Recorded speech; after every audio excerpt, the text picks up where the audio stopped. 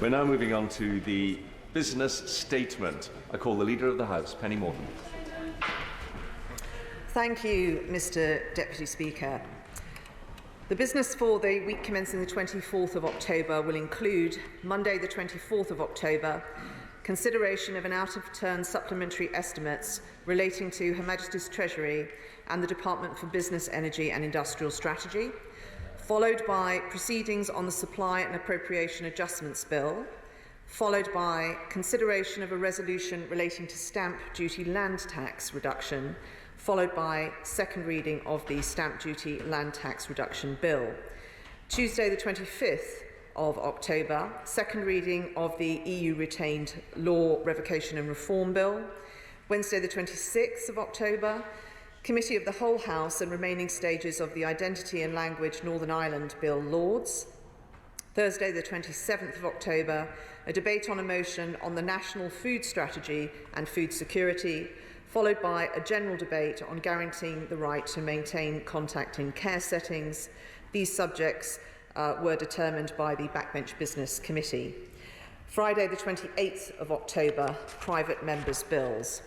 The provisional business for the week commencing the 31st of October includes Monday the 31st of October, which is scheduled to be the day of the Chancellor's statement, remaining stages of the Genetic Technology Precision Breeding Bill, followed by consideration of Lord's amendments to the Product Security and Telecommunications Infrastructure Bill. Tuesday, the 1st of November, remaining stages of the Online Safety Bill. Wednesday, the 2nd of November, Opposition Day, debate on a motion in the name of the Scottish National Party, subject to be announced. Thursday, the 3rd of November, business to be determined by the Backbench Business Committee, and Friday, the 4th of November, the House will not be sitting. Madam Leader of the House. Thank you, Mr Deputy Speaker, and I thank the Leader of the House for the forthcoming business. But, Mr Deputy Speaker, where on earth do I start? Where? I mean, do we even still have a Prime Minister? This is the morning, well, now it's the afternoon after the morning after the night before, with the government seemingly falling to pieces before our very eyes. As some of their own backbenchers said yesterday, they ought to be ashamed of themselves. With a Home Secretary resigning amidst discussions of national security, a government seemingly unable even to organise against our motion to ban fracking, forced early morning hours clarifications from Downing Street, all in a day's work for this absolute disgrace of a government party who are simply unfit to govern.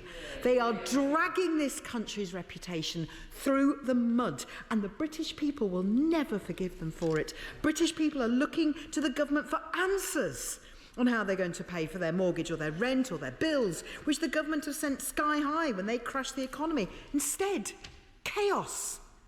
Mr Deputy Speaker, Parliament ought to be a model workplace, so could the Leader confirm that reports of bad behaviour in the lobbies last night or outside the lobby will be investigated? Could she please put on record that in her view there is no place for intimidation and bullying on the parliamentary estate? And on the actual votes themselves, Mr Deputy Speaker, it's come to my attention there is a discrepancy between the number of votes recorded in the no lobby, which were read out in the chamber, and the numbers later published on the voting lists. So is the Leader aware of any of her party's members who perhaps didn't want to vote against our motion but to avoid controversy with their whips marched through the lobby but didn't scan their pass and therefore avoid publication of their names? Could she also clarify whether yesterday's vote was a confidence vote or not? Downing Street said it was. Then a number 10 special advisor told the Climate Minister say that it wasn't, which he duly did from this dispatch box, causing confusion on his own side. And at 1:30 this morning, number 10 suggested in fact that it was. And then the Transport Secretary told Kay Burley a few hours ago that it wasn't. We know the Prime Minister is infamous for her U-turns. This is beyond a joke. If it was a vote of confidence, when will the Prime Minister be removing the whip from her rebels? I also notice that the government has pulled our next opposition day. I can't think why. After yesterday, that they might do that. Are they punishing us for their chaos and their incompetence last night?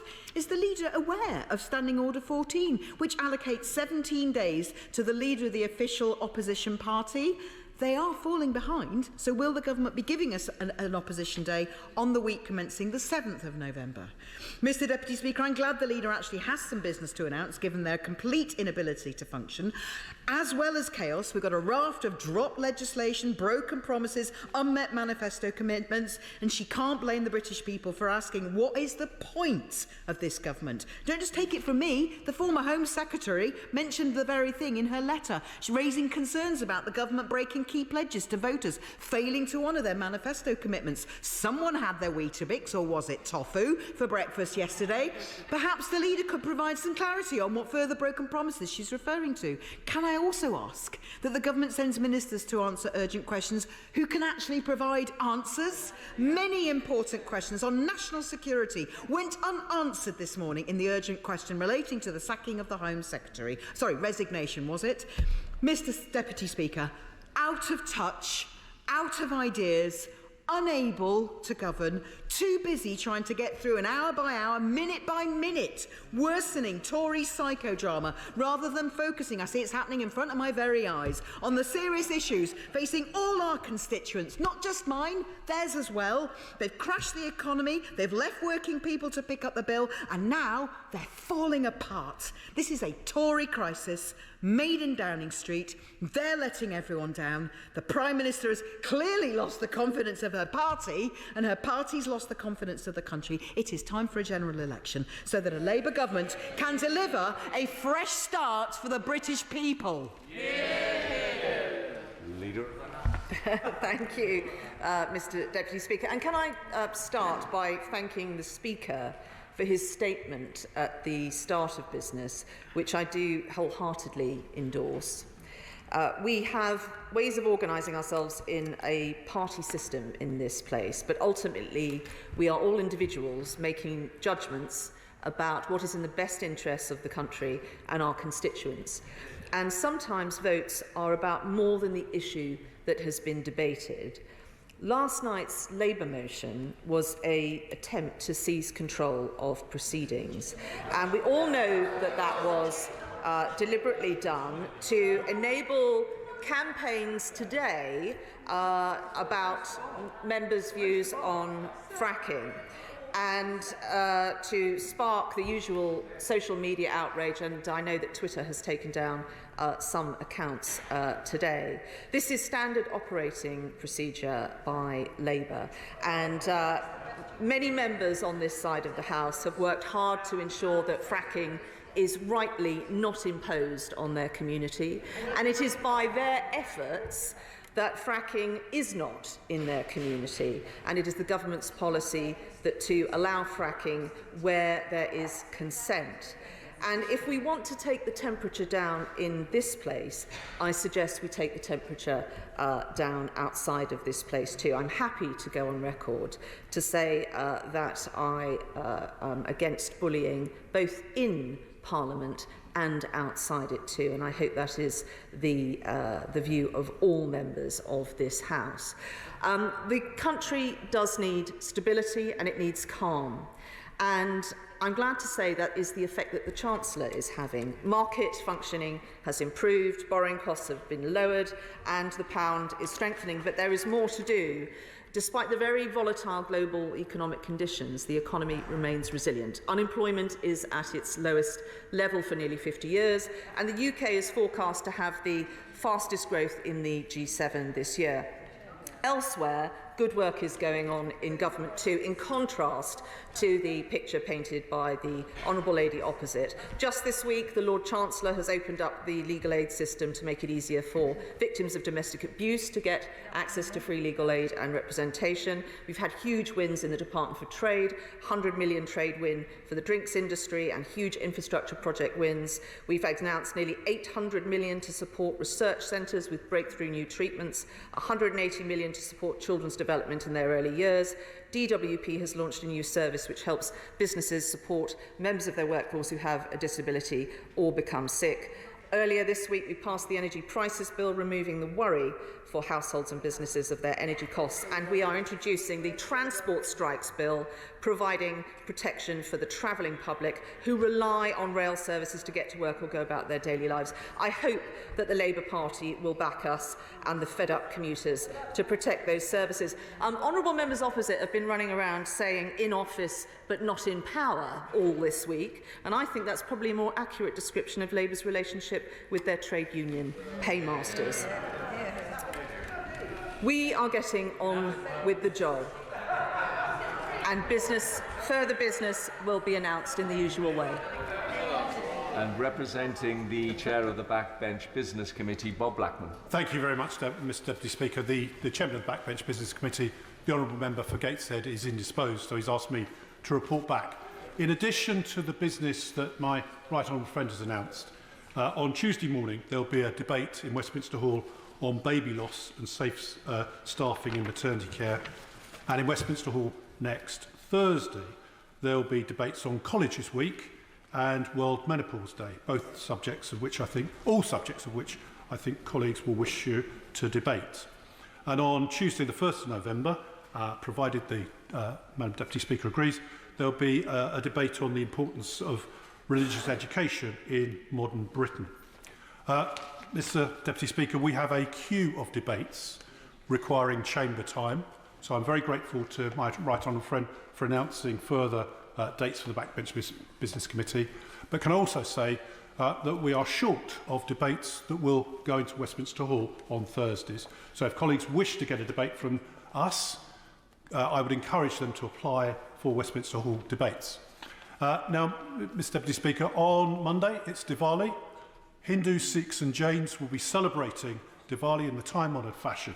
So can I call on my right friend to join with me in wishing everyone Shubh Diwali and Nutan Vashna Abhinandan for Wednesday and the Hindu New Year.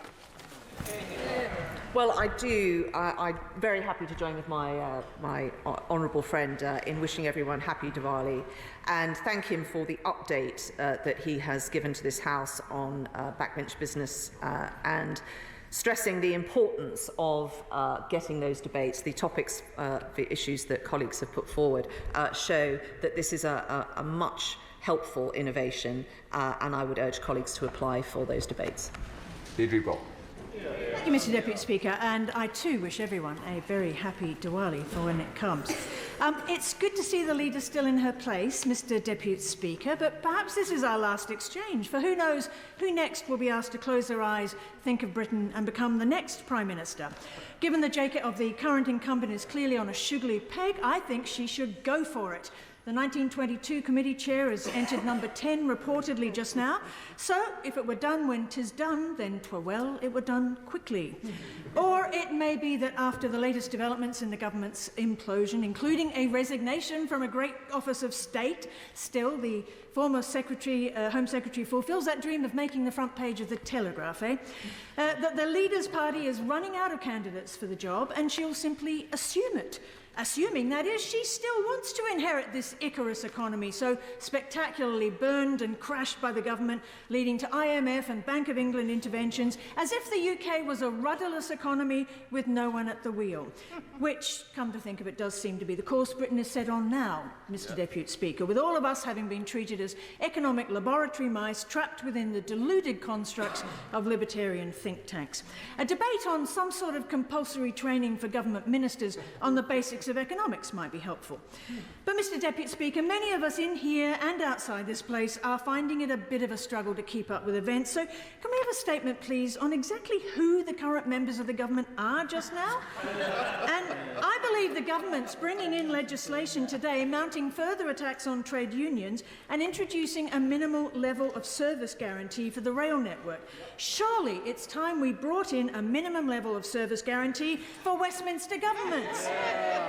And while we're at it, a debate on molestation, reflections and intimidations, as outlined in Erskine May, might prove useful. In the 18th century, as I'm sure the Bayes Secretary knows only too well, insulting or menacing members or trying by force to influence them in their conduct in Parliament was roundly condemned and considered a contempt.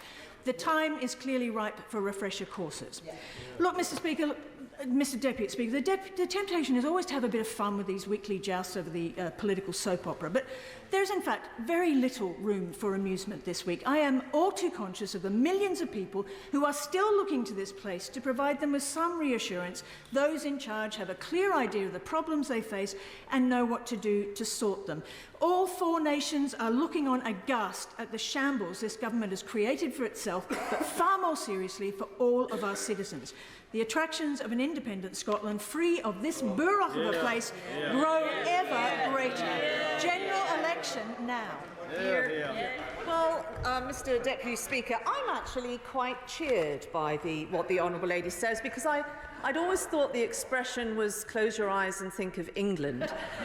Given that she asked us to close our eyes and think of Britain, I think I'm starting to make some progress with the Honourable Lady. I'm sorry that she didn't mention any of the economic support that we have put through this House this week to the citizens in Scotland. But I have to tell her, as we prepare for a statement on the 31st of October, there is a policy being touted that I'm afraid to say would cost every single person in Scotland £2,184. I don't know what the Right Honourable Lady's views would be on that matter, whether she would be for or against a policy that would take £2,184 off every individual in Scotland. The Honourable Lady looks confused. Let me help her out. She is for such a policy because that is the price of her divided policies. Sir Roger Gay. Roger. Thank you, Mr Deputy Speaker. Mr Deputy Speaker, one of the finer legacies of the last administration and of the 2019 Conservative Election Manifesto was our commitment to animal welfare.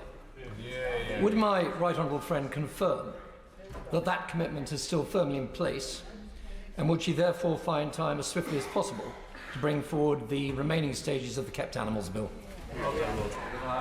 Well, I thank my right honourable friend for reminding us of the track record we have in this area. As an independent nation, we are now able to go further than ever on animal welfare. We have banned the live export of animals for fattening and slaughter.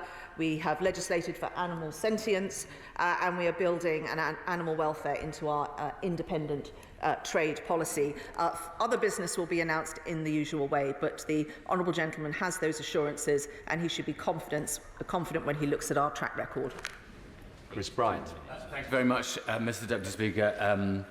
I want to ask about brain injury, because yesterday morning I hosted a round table here with lots of people who've been engaged in the issue around concussion in sports. You may have seen recent stories about rugby players, football players who are suffering from depression, anxiety, a whole series of different mental health complaints, and many have suicidal or dementia problems resulting from subconcussive events. So not even when they've been knocked out, but repeated shaking or minor blows to the head.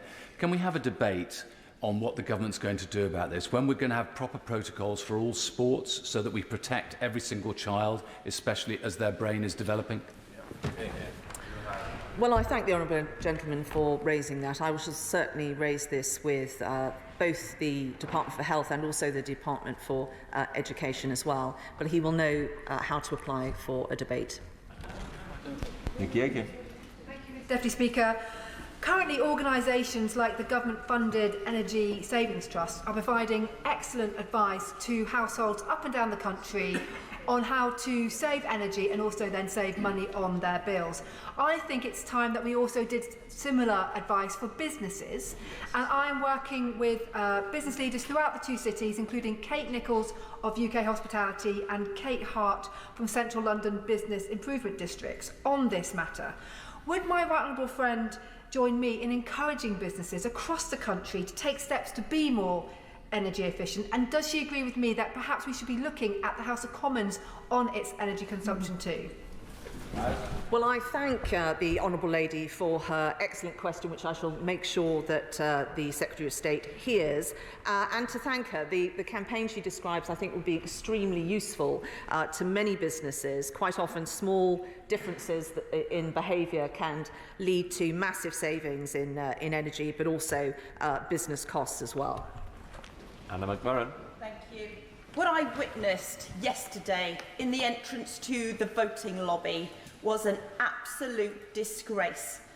A clearly, visibly distressed Tory MP being forced against his will and bullied, manhandled into the voting chamber. So I know this government is disintegrating in front of our very eyes, but this is a challenge to democracy. Will the Leader of the House make an urgent statement against this sort of bullying and support the investigation that is now clearly needing to take place?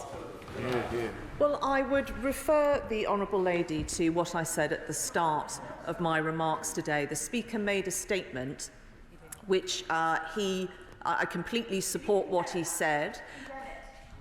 Of course, everyone in this chamber would condemn bullying, both, I hope, outside of this chamber, but also within it too. But what I would say to the Honourable Lady is the situation is not helped if people don't make specific allegations. Any member of this House who has seen bad conduct or who has been the victim of bad conduct must be able to come forward and report that and it be investigated. I'm not aware of any such substantiated allegations at all. And I'm afraid I would say to the Honourable Lady, if she wants to help the situation, think about what she could do to assist that situation. And I would ask her to check that against her behaviour today. Well, I know. Thank you, Mr. Deputy Speaker. Can I ask my right honourable friend if she will find time in this chamber for a debate about the modernisation of the land registry? Currently, if an identity thief steals your identity and uses it to transfer the title of your house, there is a very protracted, long-winded mechanism that ends up in a tribunal, which may well at the end of it not see your house returned to you. This has happened to one of my constituents. He has lost a home that he spent many months investing in time, in cash, and indeed in his own hard labour renovating it, only to let it to tenants who stole his identity and then used it to transfer the title. He is struggling to get that property back, and it strikes me that the land registry procedures, where it's simply impossible to transfer a title back, are outdated and very much in need of updating.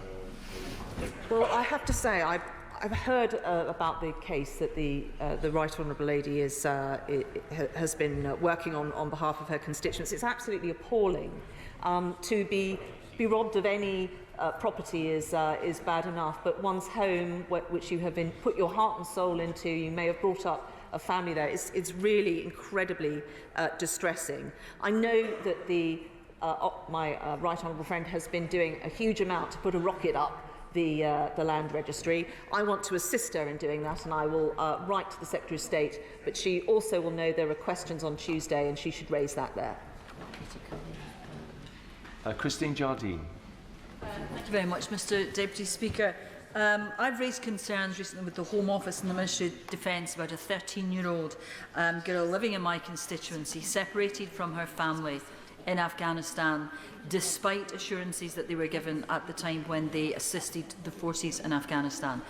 So I wonder if the Leader could advise me on how I might go about raising this with the Minister directly, and whether we could have some time in the Chamber to debate the ARAP scheme and its progress. Well, I'm very sorry to hear about that case. The Honourable Lady will know how she can apply for a debate, and she may wish to work with other colleagues to do that. But if she passes the details of that case to my office, I will write on her behalf and ask for a meeting with the Minister. David Mundell. Thank you, Mr. Deputy Speaker. My right honourable friend may have heard many of the tributes which were paid to the late Dame Angela Ransbury who sadly passed away last week. Most of those tributes focused on her acting and singing prowess and, of course, her legendary character Jessica Fletcher in Murder, She Wrote. But is my right honourable friend aware that Angela Lansbury was one of the first champions of the fight against AIDS, and particularly in the 1980s when many celebrities shied away from the issue? She was in the vanguard of fundraising, and she famously said, "We will never give up on the fight until the fight is won." But does my right honourable friend accept that that fight will not be won unless the United Kingdom and others come forward to replenish the global fund to fight AIDS, because that is the only way in which we are going to achieve Dame Angela's objective?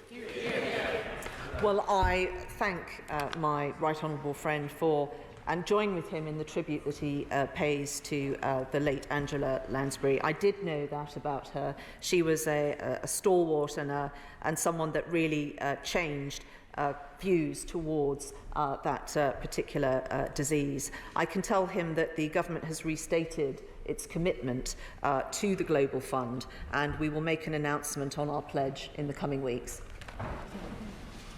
Stephen Doughty. Thank you, Mr Deputy Speaker. The problem with the chaos in the government is that, of course, it delays getting answers to real-world problems that our constituents are facing. And one of those that my constituents in the Hayes Point apartments in Surrey have been struggling to get an answer on is when they will get payments from the Energy Bills Support Scheme, because they come under what's called the Alternative Fund, which is for those who don't have a direct relationship with an electricity supplier. I've been trying to get answers from the Business Department on this. They haven't had their money like others have up and down the country. Could she urgently chase an answer and a statement from the Secretary of State for Business Energy on this, so that they know when they're going to get their support with their energy bills? Thank you. Well, this support is enormous and it is most welcome, but people need to know how the schemes work, and I know the honourable gentleman appreciates they are complex schemes. I will certainly follow this up with the department and ensure that members are given information that is easily understandable for their constituents. Anna Firth. Thank you, Mr Deputy Speaker. Look, this weekend, Southend came together to commemorate my successor, Sir David Amess. So with that in mind, would my right honourable friend agree to a debate on the transformative effect of music on those with learning difficulties and disabilities? In Southend, we have not only the Love to Sign Choir, but the International Music Man Project, recording its first ever single today with the Royal Marines brand. Will my right honourable friend and the whole House help make this the Christmas #1 for all that it does to help those with learning difficulties overcome barriers and to the benefit of us all, and overcome huge challenges in their life? Well, I thank my honourable friend for raising this and paying tribute to our dearly missed late colleague, Sir David Amess. The Music Man Project is an incredible organisation. The Christmas single that she mentions is available now to download. Their first live performance is tonight at the Painted Hall in Greenwich, accompanied by the Royal Marines band. And I have to say, I was very privileged to go to their first rehearsal, and it was one of the most amazing experiences I've had. I have video of the effect of these two organisations coming together, and it was an amazing thing and the lasting legacy of our late colleague. Here. Very sure.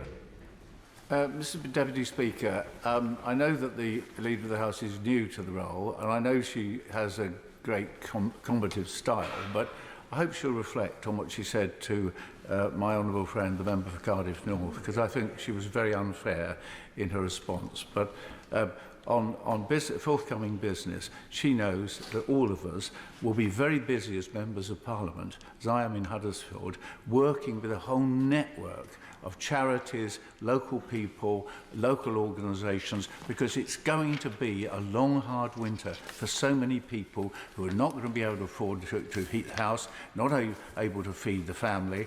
And support groups will have to be organised. Could she make sure that we get the right ministers here, DCLG or whichever, to talk about how the government can help us with the resources to build that network and resources so that we can provide that food, provide those warm spaces, and so MPs could actually roll up their sleeves and help. Well, on that latter point, I can certainly raise this with the key departments involved. So much of this is about sharing good practice. There will be organisations that will be working across several areas around the country, and picking up good practice and sharing it is incredibly important. Justin Tomlinson. Drama, suspense, whodunit. No, Mr. Speaker, not here, but in cinemas up and down the country. Great entertainment, key part of our social fabric. And for the whips, an opportunity for people to be somewhere where they can turn their phones off. Will the Leader of the House find time to debate the importance of the exclusivity window for new films in this changing entertainment landscape? Well, I thank my honourable friend for his very witty question. I shall certainly raise this with the relevant department. George Howarth. The Leader of the House will be aware that one of the important principles of our constitutional arrangements is the principle of the mandate. Given that the government's mandate derived from the last general election manifesto has now either been abandoned or exhausted, isn't it really time that we had a general election? Yeah.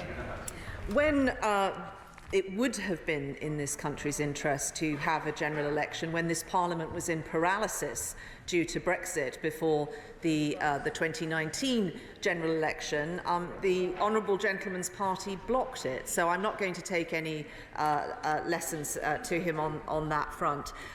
We stood on a manifesto that we are delivering, but that work is not yet done, and we will continue to deliver the manifesto that gave us this sizable majority. Brickcliffe. Speaker, grassroots clubs and sports are vital to communities like mine in Hyndburn and Hassenden. I've got some fantastic clubs like Huncourt United and the Wildcats, but they do need support to make sure that they've got the vital screen spaces that they need to train, but also the funding to exist. So could we allow a debate in government time on how we continue to support grassroots clubs and sports? Well, I thank my honourable friend for raising this important issue. I shall certainly flag what she has said today with the relevant department. She will know how to apply to a debate, and I think it will be a very well attended one if she secures it. Jeff Smith. Thank you, Mr. Deputy Speaker. Pavement parking is a massive problem in South Manchester. It's a difficult problem to solve. We need the power that London has to introduce a default ban. Now, last week, the Secretary of State, who happily has just joined the front bench, said it was a priority for her and would bring forward the legislation we need as soon as parliamentary time allows. So can I ask the leader to work with her colleague to make that happen? I think it would be a relatively simple thing to do and would be widely welcomed. Yeah. Well, to save my civil servants some work and some paper, I shall put it on record to Hansard that I will ensure that the relevant Secretary of State hears what the honourable gentleman has raised. John Lamont. Nicola Sturgeon confirmed this week she's pushing for a hard border between Scotland and the rest of the United Kingdom. The SNP's new economic policies would cost businesses a fortune and recklessly risk people's jobs. So does the Leader of the House agree we should have a debate on this issue so the SNP can finally tell the people of Scotland the truth about the enormous economic damage that Nicola Sturgeon's plan for a hard border would do to Scotland? Well, I thank my honourable friend. Yes, I'm afraid this is the latest wheeze from the SNP to risk jobs and burn taxpayers' money. Let us not forget, this is the party that during the pandemic hired a testing firm at the cost of £10 million that promptly furloughed all of its staff. In fairness to them, they did try and guarantee some jobs. They paid a company the tune of £5 million per job. then failed to secure any of those jobs. Audit Scotland said of the Scottish Government it had no framework to deal with the private sector. And of course, the most spectacular is the fact that they have paid the cost of 24 ferries for just 2 vessels. Peter Hobhouse. Mr Deputy Speaker, MPs should be allowed to vote according to their judgment and without being harassed or bullied. Can she clarify what happened in the No lobby according to her observations? And does she agree with me that yesterday's event throws a very bad light on the professionalism of this our Parliament? Well, can I say that I agree with the Honourable Lady, and as I set out in my earlier remarks, we have a way of organising ourselves in this place, but we are elected by our constituents to look after their interests and the interests of this country. I have to say that I was in the lobby last night. I did not see any of that has been reported, but there are processes for reporting these things and for looking at them. And I'm sure if you will have heard Mr. Speaker's statement earlier today, I think he is right. That is the right approach. Selene Saxby. Thank you, Mr Deputy Speaker. Nitrous oxide capsules have littered North Devon beaches this summer as more and more people are using them for recreational purposes, despite the risks such as damage to the lungs, halting breathing and slowing the heart to a dangerous level. Manufacturers this week have called for further restrictions on its purchase. Can I ask if the Government may consider this recommendation and restrict sales for recreational use? Can I thank my honourable friend for shining a spotlight on this important issue, and clearly an issue of great concern to her constituents. Given concerns about the use of nitrous oxide, particularly by young people, the former Home Secretary sought advice from the Independent Advisory Council on the misuse of drugs, and when they respond, the Government will consider their advice carefully and inform the House. There's a huge problem across my constituency of youths razzing around the streets on motorbikes, sometimes stolen, riding without helmets, pulling stunts, putting other road users and pedestrians in danger. I was accompanied by Councillor Alison Gwynn to a meeting with Chief Superintendent Davis on Friday. The Denton South councillors Reid, Newton and Naylor had a packed public meeting on Monday about this, and Audenshaw councillors Smith and Martin are still picking up the consequences of a 16-year-old boy coming off his bike and sadly losing his life. This is serious. It comes down to a very resource-intensive programme to tackle it. Can we have a statement from the new Home Secretary that this government takes these issues seriously and will give Greater Manchester Police and other police forces the tools that they need to tackle this scourge on our streets? Well, I'm very sorry to hear about that situation, and particularly that tragic loss of life. The Honourable Gentleman is right. It's a whole community approach to this. I will certainly make sure what he has said today is flagged with the Home Secretary. Thank you, Mr Deputy Speaker. I welcome the Chancellor of the Exchequer's statement earlier this week, which set out a realistic approach to dealing with our financial challenges. But my right honourable friend will be aware that that causes concerns about funding for a whole range of schemes. My 2 local authorities are very concerned about their levelling up bids. Can the Leader of the House give an assurance that when the Chancellor makes his statement on the 31st, it will be accompanied by clarification as to existing projects? Well, I thank my honourable friend for raising this. I know the huge amount of work he has done on the levelling up agenda in his constituency. I will certainly make sure the Chancellor has heard what he has said today, and I will also make sure that the Secretary of State for Levelling Up has heard his words too. Oswald. Thank you, Mr Deputy Speaker. It's estimated that between 2.5% and 4% of people, adults and children, have ADHD.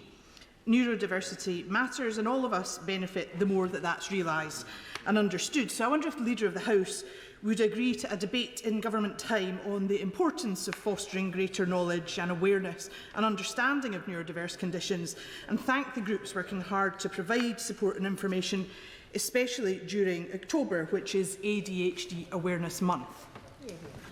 Well, I thank the Honourable Lady for raising this important point, and I do join with her in thanking the large number of organisations who do work to ensure that families have the advice and support that they need. I shall certainly flag this with the number of departments that will be looking at this particular issue, and I would encourage her as well to raise it in questions. Bob Seeley. Speaker, I welcome very much the minimum service levels which are going to be outlined in upcoming legislation. Can the Leader of the House please tell me if she would support, as part of that, minimum service levels on lifeline services such as the Solent ferries, where we have both the RMT and Unite? I heard approval noises coming from my colleague on the front bench with me, but I would also point him to this government's record during the pandemic, and we very much saw those particular services as needing support, and we followed that up with action. But I thank him for his very helpful suggestion, which has gone down well with my colleague. Paul Blomfield. Thank you, Mr. Deputy Speaker. Sunshine Preschool, which serves families on some of the lowest incomes in my constituency, is facing closure. Several other constituents have written to me as their children have had their nursery places withdrawn due to staff shortages and funding problems, and clearly this is a national problem.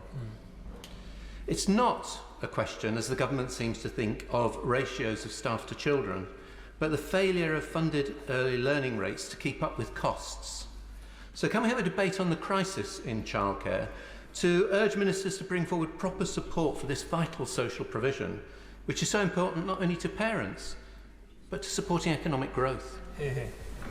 Well, the Honourable Gentleman is absolutely right. These are incredibly important services for the children themselves and their development, and also to support families, but they are absolutely critical to enable people to remain in work and to progress through work. I shall certainly raise this issue. I know it is a matter that is a concern across the House with the Department for Education, and I also know that the work the government has been doing on early years to take a more holistic approach to all of this and make sure it's doing what parents really need it to do will also, the colleagues involved in that will also want to hear the Honourable Gentleman's remarks. Andy Carter. Thank you very much, Mr. Deputy Speaker. Can I join with my honourable friend, the member for Harrow, in wishing all members of the Hindu community in Warrington South a very happy Diwali. I recently met with many members of that community who expressed concerns about recent events in the Midlands. Can the Leader assure my constituents that the safety of all communities is a priority for this government and they should enjoy in their community the Festival of Light? Well, I thank my honourable friend for raising this. I do join with the remarks that he made, and especially to all those in his constituency. Clive Efford. My constituents are really concerned about cuts to their train services that have been allowed under powers that were introduced during COVID. The Secretary of State has allowed South Eastern Trains to make major alterations to its timetable using those powers, even though we are out of COVID now. So can we have a statement from the Secretary of State to explain why these powers have been allowed to be abused in this way and why my constituents are losing train services? Well, I thank the honourable gentleman for his remarks. My right honourable friend will have heard them, but I will formally follow up with the department. Benjamin O'Hara. Mr. Deputy Speaker, I'd like to draw the Leader of the House attention, indeed the whole House attention, to Early Day Motion 480, which was published this morning. It congratulates Dunoon Grammar School, which yesterday was awarded the 2022 World's Best School Prize in the Community Collaboration category. I hope to arrange a visit to this Parliament very soon from the school, but before that, would the Leader join me in sending her congratulations to Head Teacher David Mitchell, his staff and all the pupils of Dunoon Grammar School on this remarkable achievement, which you can imagine is a source of huge pride for the town, indeed everyone in Argyll and Bute, and is a real triumph for Scottish education. Yeah, yeah. Well, I'm going to enter into the spirit of his question and not comment in depth about the SNP's track record in education. But what a wonderful achievement, and I do send my congratulations to David Mitchell, all his staff and pupils, and I hope they will celebrate. Patrick Grady.